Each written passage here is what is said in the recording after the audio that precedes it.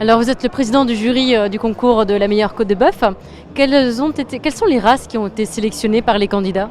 Alors il y a beaucoup de races qui ont été sélectionnées, mais on remarque qu'il y a beaucoup de charolaises. Il y a quelques croisés charolais au Brac, on a quelques limousines, on a du blanc-bleu, donc il y a une race plutôt du nord pour le coup. Donc c'est très bien parce qu'on n'a que des races françaises pour le coup et de haute qualité. Et si une race revient plusieurs fois dans la sélection, c'est parce qu'elle est par exemple plus facile à travailler ou en termes de cuisson? Alors on a beaucoup de charolaises. Alors une raison très simple, la charolaise en fait c'est la race la plus connue et la plus produite au monde quasiment. Donc ça, on ne le sait pas forcément, mais c'est une race française pour le coup. Pourquoi? Parce qu'elle s'acclimate très facilement et il est assez facile d'engraisser une charolaise. Donc c'est pour ça qu'on a beaucoup de charolaises et ça tombe très bien parce qu'elles ont des goûts différents là pour le coup. Donc c'est cool. Est-ce qu'il y avait des difficultés techniques pour les candidats, que ce soit dans le détalonnage ou bien...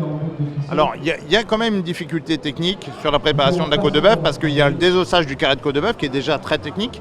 Et après il y a le parage de la côte de bœuf. Alors ça on l'oublie complètement, mais le parage c'est le fait d'enlever ce qu'on appelle vulgairement les nerfs, en clair les tendons, les ligaments, les aponevroses, qui vont poser problème lors de la dégustation. Donc ça c'est un aspect très technique et une fois que ça c'est fait, en plus il faut ficeler la côte avec une aiguille à brider. Tout le monde ne le fait pas, tout le monde ne le sait pas, donc c'est vraiment l'aspect technique ça. Et en termes de cuisson, il y a des doubles cuissons, il y a des cuissons basse température ou des saisies? Alors là, sur les cuissons, on est plutôt, comme on n'a pas forcément beaucoup de temps, on est plutôt sur une cuisson dite conventionnelle, on est plutôt sur quelque chose de saisi et fini au four. Mais de ce que je vois pour l'instant, les cuissons sont pas mal, hein, vraiment. Et enfin, il y a une saisonnalité pour consommer de la viande ou pour même la cuisiner. Oui, bien sûr, il y a une saison pour la viande, bien sûr. Alors, pour tout, hein, pour les espèces de viande, mais aussi pour les morceaux. Et je peux citer l'exemple du paleron, par exemple. L'hiver, tout le monde le connaît, le paleron. Pourquoi? Parce qu'on va le faire pour les pot-au-feu, les bourguignons, les daubes à la provençale, des choses comme ça.